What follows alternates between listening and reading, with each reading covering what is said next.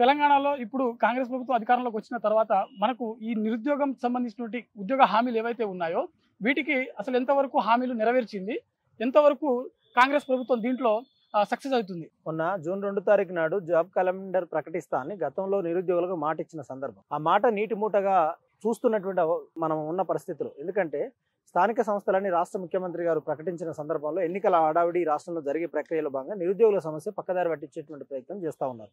మేము ఏమడుగుతున్నాము, ఏ నిరుద్యోగుల కోసం అయితే రాష్ట్ర ప్రభుత్వం ఏర్పడ్డదో ఆ నిరుద్యోగులకు ఉసురు గోస తీసుకోకుండా మీరు ఇచ్చిన మాట నిలబెట్టుకునేటువంటి క్రమంలో వాళ్లకు నిరుద్యోగులకు ఉద్యోగాలు వేయాల్సినటువంటి అవసరం ఉన్నది.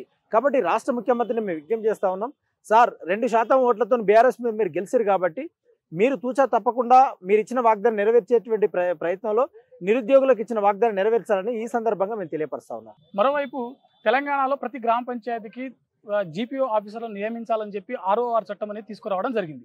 ఇందులో భాగంగా సుమారు 10,954 ఉద్యోగాలకు క్రియేట్ చేస్తామని చెప్పి ప్రభుత్వం హామీ ఇచ్చింది. అయితే ఈ నేపథ్యంలో గతంలో పనిచేసినటువంటి వారికి తిరిగి అవకాశం ఇవ్వడం, అది కాకుండా రెండోసారి మళ్ళీ గతంలో పనిచేసిన వాళ్ళకి రెండోసారి అవకాశం ఇవ్వడం, ఇది నిరుద్యోగులు ఏ విధంగా దీన్ని స్వీకరిస్తున్నారు? వాస్తవానికి నిరుద్యోగులు మరో పోరాటానికి నాంది పలకకుండా గతంలో చేసిన వాళ్ళకి మళ్ళీ గతంలో ఉన్నటువంటి సందర్భాలను తీసుకొని కొత్త నిరుద్యోగులు ఇబ్బందులు పడకుండా ప్రయత్నంలో ఇద్దరికి సమన్వయం చేసే ప్రక్రియ ఒకటి జరగాలి. నెంబర్ 1. నెంబర్ 2, ఇప్పుడు నిరుద్యోగులు అందరూ ఏం చేస్తున్నారు, కొన్ని మీకు రిక్రూట్మెంట్ గురించి పార్ట్ టైం కాంట్రాక్ట్ జరుగుతుంది మా ఓయిలో.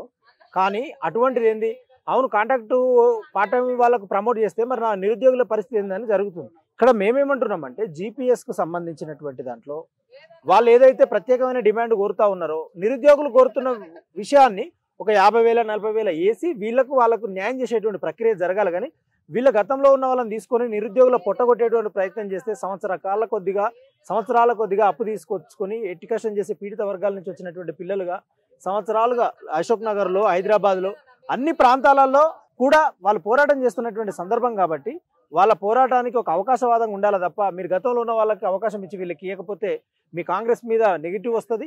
కాబట్టి ప్రజలు మిమ్మల్ని చీదరించేటువంటి ప్రయత్నం చేస్తారని ఈ సందర్భంగా తెలియపరుస్తాను.